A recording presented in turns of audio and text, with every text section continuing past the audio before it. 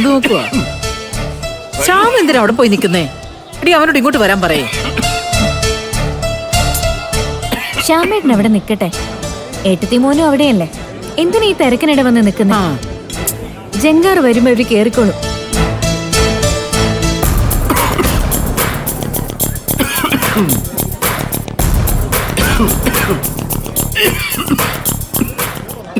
അതെ, നിന്നോടൊന്നും പറഞ്ഞിട്ട് ഒരു കാര്യമില്ല. നോക്കേ, ഒരു ക്ഷയരോഗി അവിടെ ഒന്ന് ചുമക്കുന്നുണ്ടല്ലോ.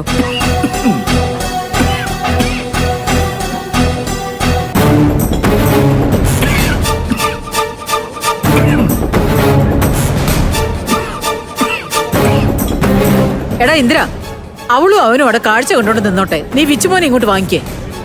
വെറുതെ കൊച്ചിന് അസുഖം വരുത്തണ്ട.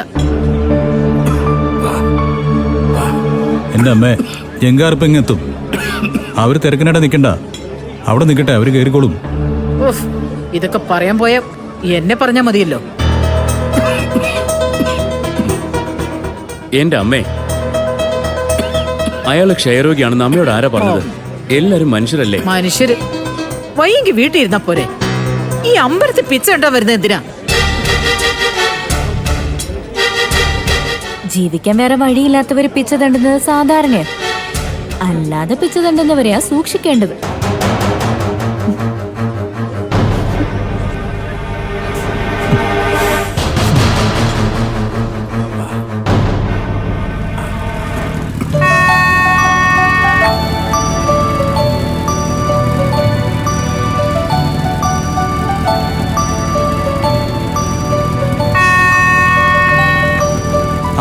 ജങ്കാർ ഒന്നല്ലോ മേ.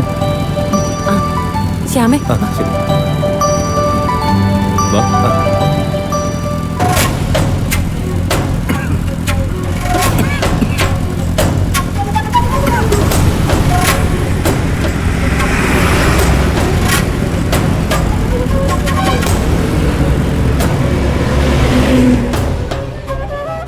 ഒന്ന് നിന്നേ. കൊച്ചിന്റെ കയ്യിലേ മാലയും മോതിരമൊക്കെ ഉണ്ടോന്ന് നോക്കട്ടെ. ആ ഉണ്ട്, ഒന്നും നഷ്ടപ്പെട്ടിട്ടില്ല.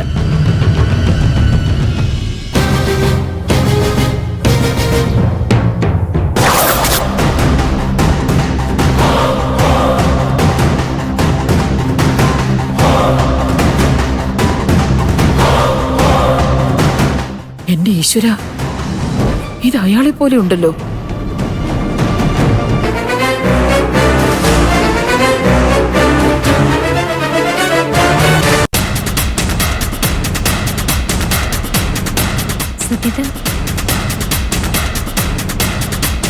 അമ്മ ഇത് എന്ത് നോക്കി നിക്ക?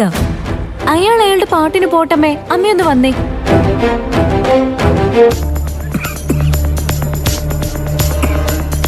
അമ്മയ്ക്കിത് എന്തു പറ്റിയമ്മേ? ശത്രുവിനെ നോക്കുന്ന പോലെയാണല്ലോ അയാളെ നോക്കുന്നേ. ഞാൻ അയാളെ ഒന്നും അല്ല നോക്കിയത്. കണ്ട ഭ്രാന്തന്മാരെയൊക്കെ നോക്കട്ടെ, എനിക്കെന്താ കാര്യം? നിങ്ങളിങ്ങ് വന്നേ. വാ, ഇവിടുന്ന് മാറിയിരിക്കാം.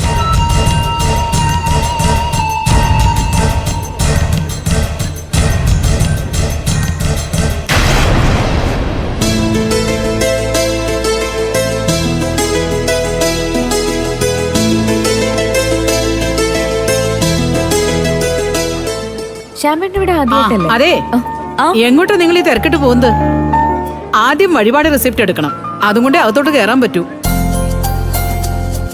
എന്നാ ഞാനും ശ്യാമും സത്യനും പോയി റെസിപ്റ്റ് എടുക്കാം. ഓരോന്നിനും ഓരോ കൗണ്ടറാ. ഞങ്ങൾ 3 പേരും ഓരോരുത്തർ നിന്നാ എളുപ്പം കഴിയുമല്ലോ. പിന്നെ എന്തൊക്കെ വഴിപാട് നടത്താനാ തീരുമാനിക്കുന്നത്? അതെ, എന്റെ കയ്യിലുണ്ട്.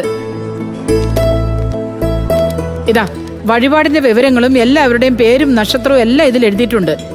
ഇതുകൊണ്ടേ കാണിച്ച് ചീട്ടെഴുതിയാ മതി. എന്നാ പിന്നെ ഞങ്ങൾ പോയിട്ട് വരാം. നിങ്ങൾ ഈ തണലത്തേക്കൊന്ന് മാറിയെന്നു. നിങ്ങൾ പോയിട്ട് വച്ചല്ലേ. അനുപമേ, നമുക്ക് അങ്ങോട്ട് മാറി നിൽക്കാം. അവിടെ പൊങ്കാല ഇടുന്ന സ്ഥലത്ത് തണലുണ്ടെന്ന് തോന്നുന്നു. വാ, വന്നേ.